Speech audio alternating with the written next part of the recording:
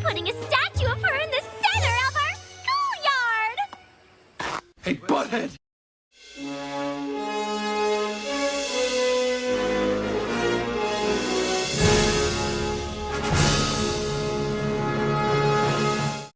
As the episode begins, we learn that time-traveling DeLoreans exist in Equestria. Oh, if only. Seriously though, I love Back to the Future, but this ad takes up so much of the damn screen, and it happens after every commercial break. Anyway, the Crusaders are brainstorming more ways to get their cutie marks when Pip shows up. It turns out he's running for class president, and he wants them to be his campaign managers. Well, they've never tried that before, so it's worth a shot. Also, his only competition is Diamond Tiara. Well, that makes the decision even easier. Okay, maybe not that easy. Diamond knows everyone's embarrassing little secrets, and she's threatening to blackmail everyone unless they all vote for her. Meanwhile, Pip is trying to replace some of the playground equipment that was damaged back when Twilight fought T-Rex at the end of season 4. But it also turns out that Diamond's mother is the president of the school board. Damn, no wonder she took every leadership position that she wasn't qualified for. But Pip ends up winning anyway because, seriously, fuck you. Even Silver Spoon has finally had enough of Diamond's crap at this point. Though, by the way, Silver Spoon, I think your Pinkie Pie is slipping out just a little bit.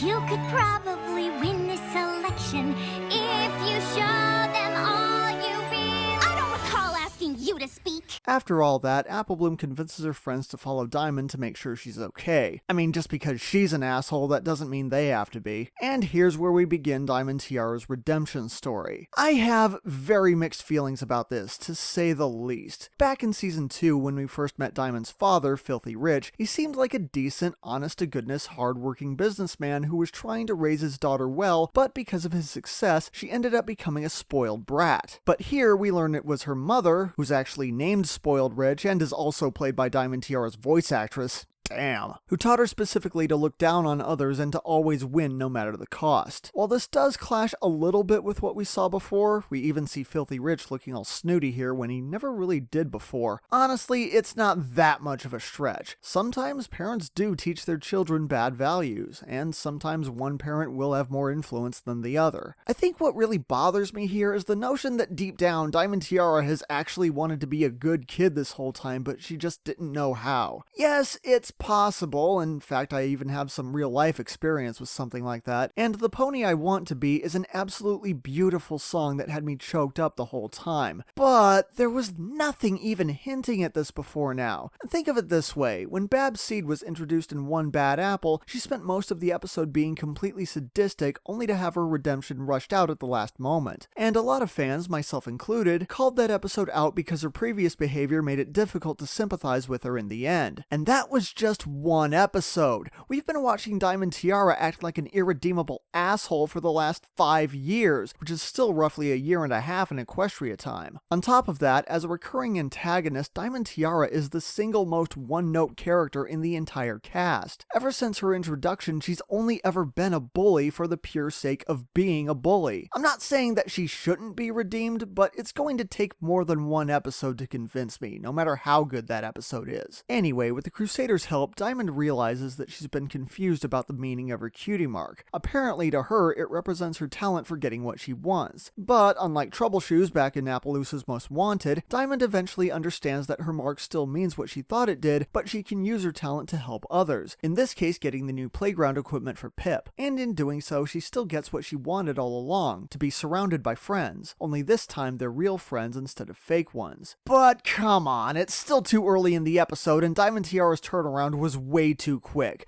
Let me guess, she's just buttering everyone up so that they'll support her again, and in the end she'll pull a switcheroo and we'll get the bad Diamond Tiara back again, right?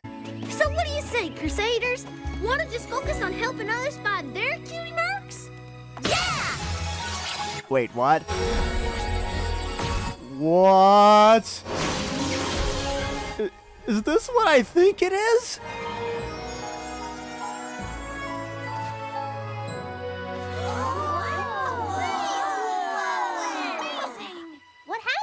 What's going on? It's your cutie marks. They're amazing. Oh my god! Ah! Oh my god, they're cutie marks! They got their cutie marks! Holy shit!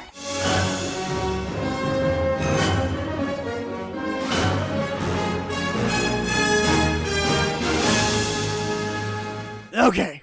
I'm better now. Whew!